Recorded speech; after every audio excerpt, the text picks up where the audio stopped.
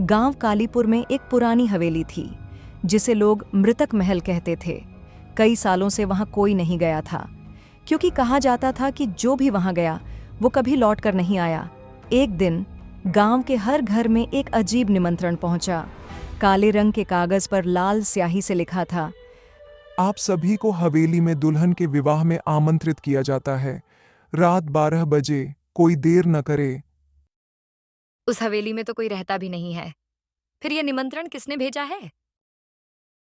वही तो समझ नहीं आ रहा है, आखिर ये निमंत्रण भेजा किसने है, या फिर कोई हमसे मजाक कर रहा है।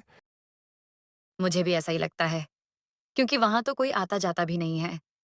फिर ये निमंत्रण कौन दे सकता है? गांव वाले डर गए। वहां कोई रहता नहीं था, फिर शादी का निमंत्रण किसने भेजा? तुम्हें भी निमंत्रण पत्र मिला क्या? हाँ भाई, मुझे भी मिला। मुझे तो बहुत डर लग रहा है। आखिर ये निमंत्रण किसने भेजा है?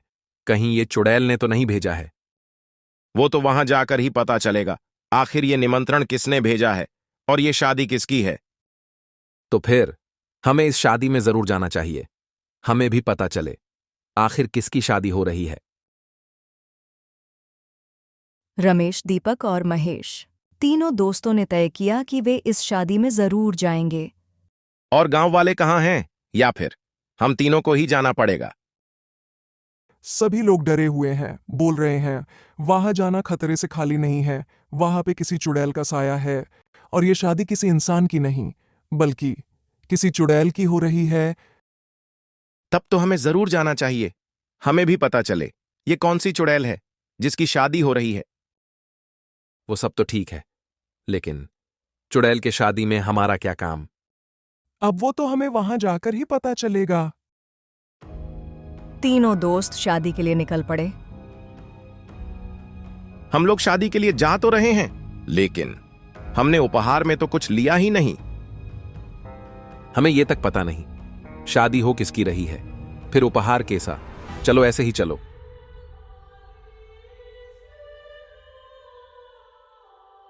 ये हवेली तो रात को और भी डरावना लगता है। यहां पे किसकी शादी हो सकती है भला? लगता है कोई हमसे मजाक किया और हम लोगों ने सच मान के यहां आने की गलती कर दी।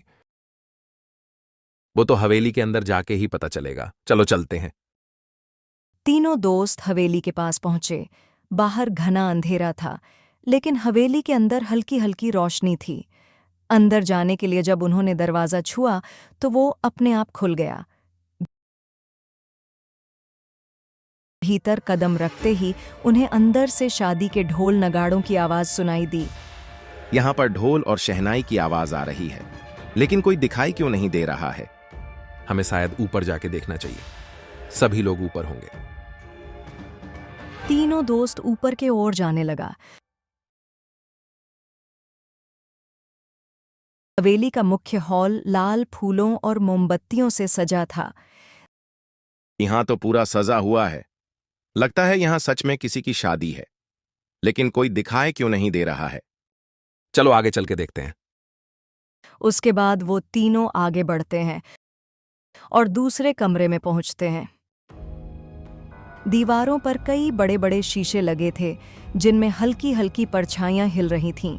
अचानक सामने के दरवाजे से एक सुंदर लड़की निकली। उसकी आंखें काजल से गहरी काली थीं, होंठ सुर्ख लाल और चेहरा एकदम फीका। उसने धीमे स्वर में कहा, शादी शुरू होने वाली है, कृपया अपनी जगह लीजिए। रमेश ने धीरे से पूछा, किसकी शादी हो रही है? लड़की ने उनकी ओर देखा और धीरे से मुस्कुराई। मेरी, और जो भी यहाँ सबसे पहले आया है। तीनों दोस्त एक दूसरे की ओर देखने लगे। इसका क्या मतलब था? तभी पीछे से दरवाजा जोर से बंद हो गया। अब वे अंदर फंस चुके थे। चारों ओर बत्तियां टिमटिमाने लगीं और एक अजीब सी ठंडी हवा चलने लगी। अभी एक बूढ़ी औरत प्रकट हुई। उसकी आंखें सफेद थीं। इस हवेली में जो भी आता है उसे मेरी बेटी से शादी करनी पड़ती है, वरना उसकी आत्मा इस महल में हमेशा के लिए कैद हो जाती है। अब दीपक, रमेश और महेश कांपने लगे। यह कोई मजाक नहीं, हमें जाने दो। दीपक चिल्लाया, लेकिन तब तक बहुत देर हो चुकी थी। हवेली के कोने से कई परछाइयां निकलने लगीं, जो धीरे धीरे इंसानी शक्ल में बदलने लगीं। ये सभी वे लोग थे जो कभी इस हवेली में आए थे और यहां से बाहर नहीं जा सके।